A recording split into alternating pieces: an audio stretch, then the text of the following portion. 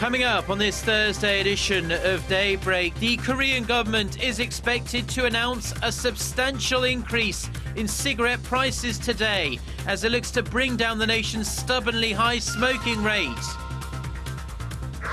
South Korea's national security advisor will fly to Washington next week for talks with his American counterpart and other high-ranking officials and experts. North Korea will be high on the agenda. Plus, US President Barack Obama will set out the strategy to degrade and destroy Islamic State insurgents, including military action and support for Iraq and Syria. Daybreak begins now.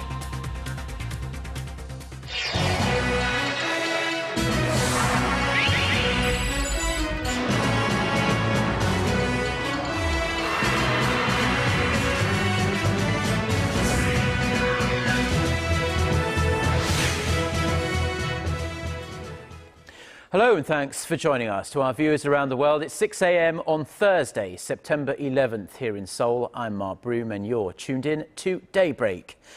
Our top story this morning, the Korean government will unveil a comprehensive list of anti-smoking measures today, and this will include a hefty price hike on cigarettes. Officials want to slash the country's smoking rate, which remains very high compared to other developed countries around the world. We'll have to wait until the Ministry of Health and Welfare's announcement at noon today for the exact level of the price hike, but an up to $2 rise has been discussed at meetings between the government and the ruling party. Now, most cigarettes in Korea are sold for $2.40 or less, which is much cheaper than the average price of $6.40 among the members of the OECD. Critics say it's unfair to suddenly hit smokers with such a hefty price hike, especially when you consider that cigarette prices haven't been raised since 2004, and then they were only raised by $0.50. South Korea's national security advisor will travel to the US early next week to discuss bilateral security cooperation plans. All eyes are on how Kim Kwon-jin's meetings with his American counterpart Susan Rice and other high-ranking officials will pan out, especially with North Korea's foreign minister due in the US in the coming days. Our Son Jung-in has this report. President Park's National Security Advisor Kim Kwon-jin will embark on a 3-day trip to the U.S. on Sunday in what will be his first trip to the country since he took up his new role in June. Sources say Kim is scheduled to meet his American counterpart Susan Rice and other security-related personnel to discuss a broad range of issues, including the Korea-U.S. alliance and the current diplomatic and security situation in Northeast Asia. In particular, the talks will likely center on Pyongyang's rapidly changing diplomatic stance following its decision to send its foreign minister Lee Soo-yong to a meeting of the UN General Assembly later this month. This will mark the first visit to the U.S. by a North Korean foreign minister in 15 years. During Kim's visit, the U.S. and South Korea will likely reaffirm their bilateral cooperation in dealing with the North's nuclear program and fine-tune details in strengthening security cooperation. Also, on military issues, attention is being drawn on how the talks will pan out regarding Washington's plan to deploy an advanced missile defense system called Terminal High Altitude Area Defense in South Korea. With the recent launch of a unification preparatory committee and Seoul's proposal of high-level inter-Korean talks, Kim may also seek some advice regarding exchanges and cooperation measures during the anticipated talks. Son Jung-in, Arirang News. The former chair of the UN Commission of Inquiry of Human Rights in North Korea is calling on the UN authorities to submit North Korea's crimes against humanity to the International Criminal Court. Speaking at a human rights symposium at the UN headquarters in Geneva on Wednesday, Michael Kirby stressed it was time the UN General Assembly and the Security Council took action to punish those responsible in North Korea for such crimes. The UN Special Rapporteur on Human Rights in North Korea, Marzuki Darasman, also called for an international response to address the issue of Japanese nationals abducted by North Korea in the 1970s and 80s. Japan officially lists 19 nationals as abductees. but Tokyo suspects North Korea had a hand in many more disappearances. Now, millions of people here in Korea are heading back to work this morning for the first time in 5 days after the long Chuseok, or Korean Thanksgiving break. While many will feel recharged after some much-needed time off, others have to endure a post-holiday hangover of stress, sickness and other physical ailments. Our Kwon-soa reports. 5 days off thanks to Chuseok and the extended holiday.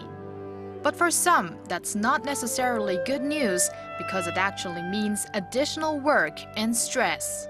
Post-holiday syndrome, a temporary physical and mental condition, affects plenty of women in Korea after the Lunar New Year and Chuseok holidays. In particular, daughters-in-law suffer from preparing large amounts of traditional ritual food. Women complain of migraines, backache, muscle pain, nausea, loss of appetite, digestive disorders, and many more ailments. Carpal tunnel syndrome, a painful nerve condition that affects the wrist, is another common complaint. According to the Insurance Review and Assessment Service, 78% of carpal tunnel syndrome patients in 2013 were women. Doctors say making the same food with the same repetitive motions should be avoided, and taking a break every now and again is recommended. Stress is another part of the syndrome. There's an unending list of chores to complete, and the misery is often compounded by nagging mothers-in-law and family members' nonchalant attitude. Psychologists say acknowledging the woman's efforts, splitting up the work, and thanking them helps a lot. Giving gifts or a vacation to the wife would be a way to thank them, but the best solution is for the husband to tell them that they know how much stress their wife is coping with and to show them repetitively that they are sorry and thankful by words and actions. It's not only women suffering from the holiday syndrome. Men complain of physical pain due to hours of driving at a snail pace on the highways, as well as the stress of being the mediator between their wives and mothers. Children can feel it too, from eating too much high-calorie food to not getting enough sleep. This means mutual understanding among family members is a must to enjoy the real purpose of family gatherings like Chuseok. Kwon-soa, Arirang News. Now, a lot of the stress people feel over the Chuseok holidays, the financial strain of long trips in the car, multiple supermarket runs for food and expensive holiday gifts. But it's exactly this kind of intense consumer spending that analysts hope can give the economy the little pick-me-up it needs. Our Hwang Jie has the details. From apples to beef, a variety of Chuseok gifts have filled the display stand here at a local department store located in the heart of the capital, Seoul. Consumers consider what to buy for their friends and families. I'm looking around to buy presents at around the $100 level for my parents and friends. There are all sorts of products, so I'm wondering what to buy. The nation's biggest holiday period is a high season for local retailers. Pre-sales of Chuseok gifts at major supermarkets soared by up to 70%. And the story's not that different for department stores. Numbers there shot up around 40%. While pre-sales take up a mere 10% of total sales of Chuseok gifts, local retailers are expecting some positive figures for the entire holiday period as well. The number of consumers who are visiting our stores is increasing thanks to Chuseok. Grocery sales are expected to rise into the double digits during the holiday season compared to last year. As the Korean economy has been facing sluggish domestic demand after the Seoul ferry disaster in April, expectations are running high that the holiday period could mark the start of a pickup in the economy. Hwang Jie, Arirang News. Now, latest figures show there's reason to be cautiously optimistic about Korea's youth employment rate, which has been inching up little by little over the past 11 months. According to Statistics Korea, just over 4 million Koreans between the ages of 15 and 29 were collecting paychecks as of Wednesday. That's up 2.7% on year. The youth employment rate in July also stood at over 42%, the highest it's been since 2008. While those numbers look encouraging, these numbers coincide with the summer break. That means students, of course, are taking on part-time jobs. Young people in work may not be that satisfied anyway. A survey conducted by the agency found more than a quarter of college graduates said they were stuck in dead-end jobs. Almost half said they quit their first job because of unfavorable working conditions and low pay.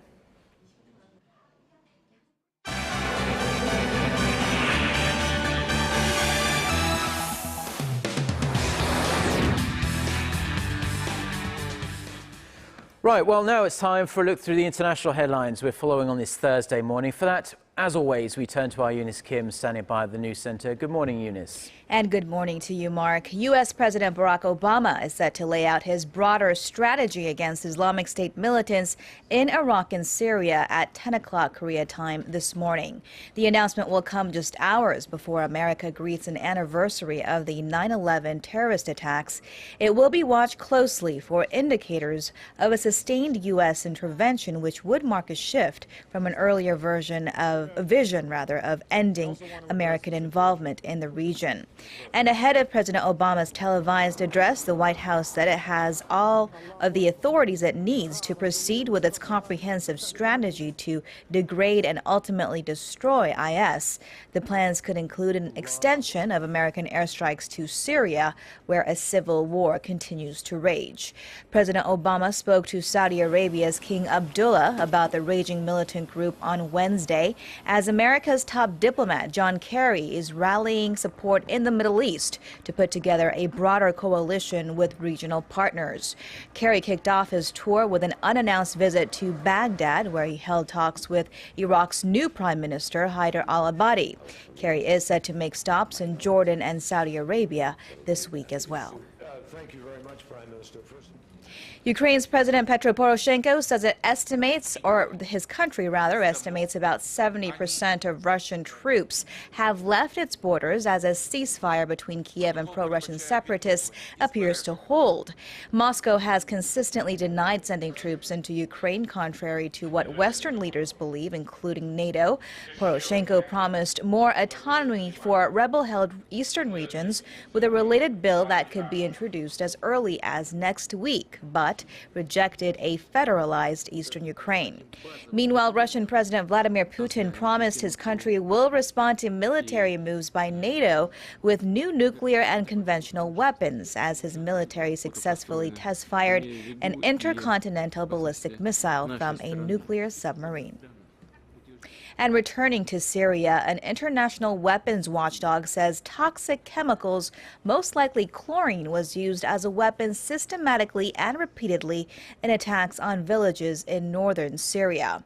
This according to a report by the Organization for the Prohibition of Chemical Weapons, which concluded a fact-finding mission in Syria that included interviews with victims, eyewitnesses, and doctors.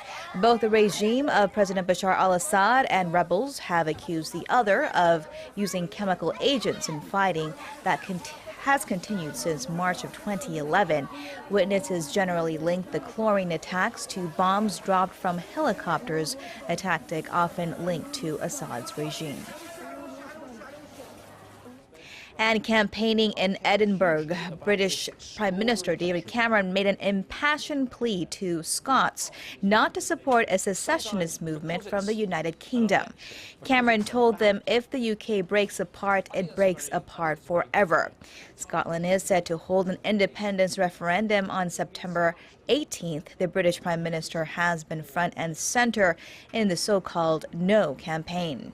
Queen Elizabeth II, however, has not. She said she would stay neutral on the matter and did not want to influence the outcome of the vote. The two countries have shared the same monarch since the 17th century after creating a sovereign state which includes England, Northern Ireland, Scotland, and Wales.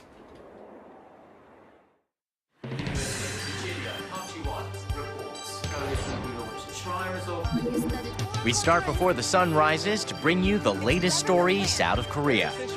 We also lead the way with important global coverage. Stay on the pulse of what is happening with Daybreak.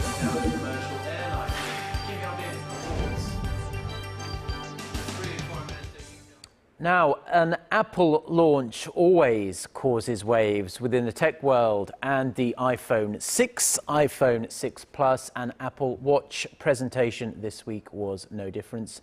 But what can we expect from these new products? Our Kim Ji-yeon reports. Apple unveiled its much-anticipated newest models in California on Tuesday. The iPhone 6 comes with a bigger screen than its predecessors at 4.7 inches, while the iPhone 6 Plus has an even larger screen of 5.5 inches. In terms of pricing, the iPhone 6 will start at just under $200, and the iPhone 6 Plus starts at around $300. Both models are scheduled to launch on September 19th, and pre-orders will begin later this week in Apple stores across the U.S. Apple also unveiled the company's first new product line since the iPad, the Apple Watch, which will be available early next year. Equipped with fitness and health apps, the Apple Watch is trying to appeal to the mainstream consumer and perhaps those with fashion in mind. It will be available with 6 interchangeable bands in stainless steel, aluminum, or 18-karat gold.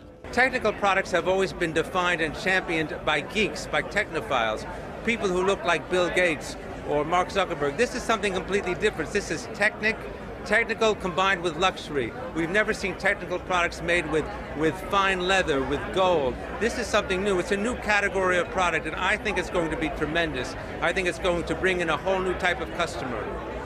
The watch will also be compatible with Apple Pay, Apple's new mobile payment service, which will allow users to make purchases on their Apple products. Kim Ji-yeon, Arirang News.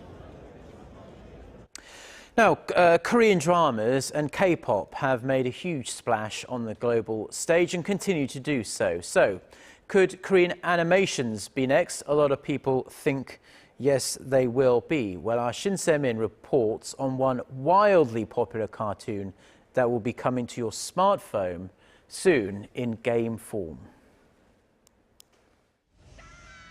Already beloved by television audiences of all ages, cartoon character Larva has wiggled itself into another media realm, smartphone games.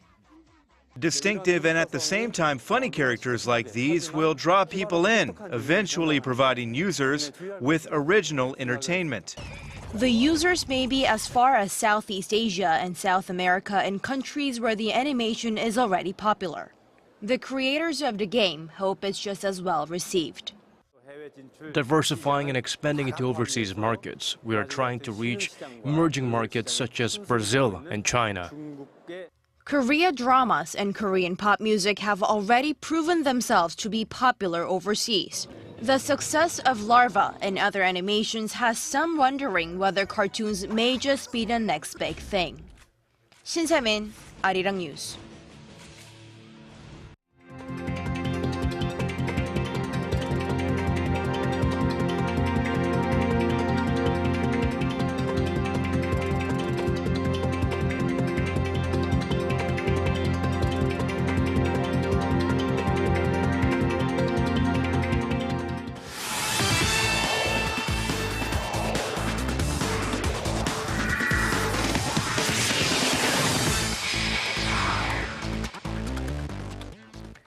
And a good Thursday morning to you all as we kick things off with the upcoming Incheon Asian Games as the first group of North Korean Asian Games delegation begin arriving here in Korea. Now landing at the Incheon International Airport via Koryo Airlines, 94 members of the North Korean delegation will arrive in South Korea. Now, some of the members include North Korean Olympic Committee Chief Chang Soo-myung, the football team, and the rowing team as well. Now, more North Korean delegation are expected to arrive throughout the week depending on the sport and its event schedule. Now over to the South Korean national team and to the U-23 men's football team who faced off against the UAE in their final tune-up match before the Incheon Asian Games. Now head coach Lee Kwang-jung using the 4-2-3-1 formation with Kim Shin-wook up at top as the lone striker, but It's Kim Min-hyuk who gives Korea the 1-0 lead in the first half.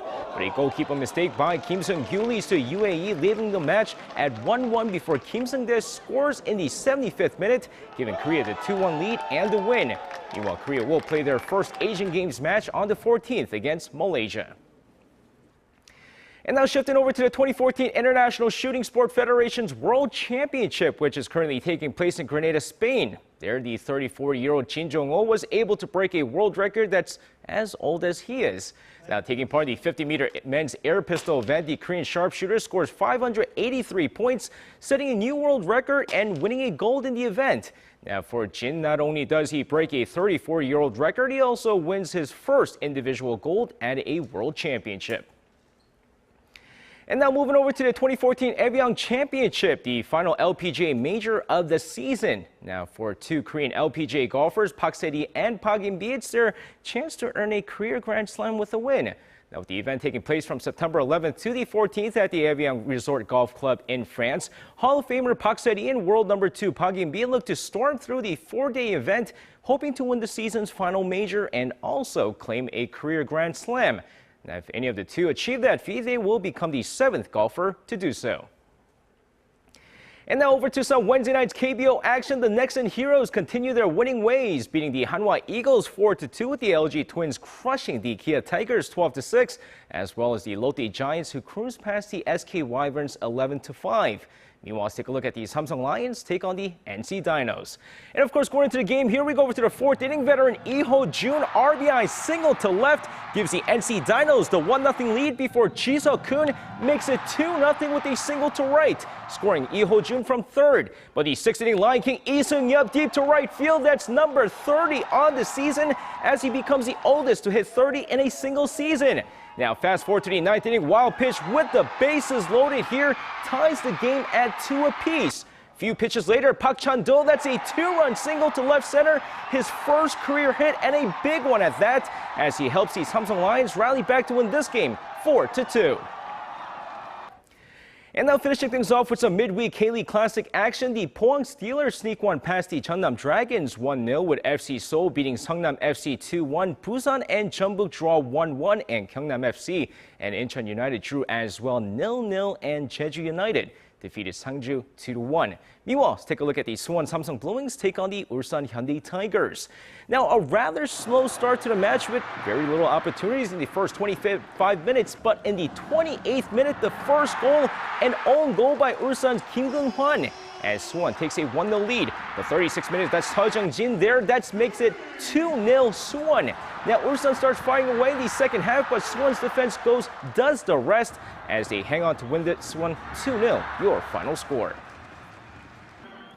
And that's going to wrap it up for me. This has been SJ. Have a great rest of the day and see you guys again for your sports needs.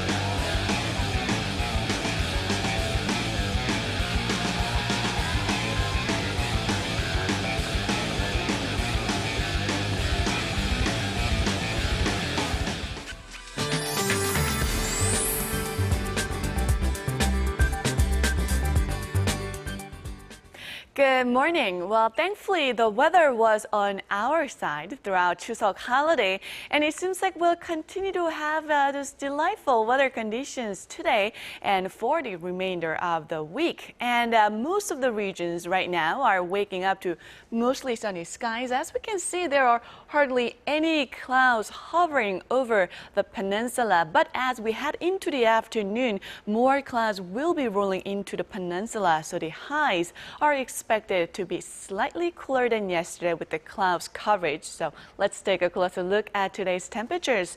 Well, as we can see, the morning lows have dropped to the upper to or mid-teens in most areas, and daytime highs in the Seoul and Gwangju will rise to 28, while Daegu will peak at 29, and Busan should top out at 26. Now for other regions, it looks like down on Jeju Island will rise to 26. Daejeon and Dokdo should see highs of 28 and 24, while Mount Keungang rises to 16. Well, be sure to dress accordingly because temperature difference between lows and highs will continue to be wide. Now that's all for Korea, and here's international weather for viewers around the world.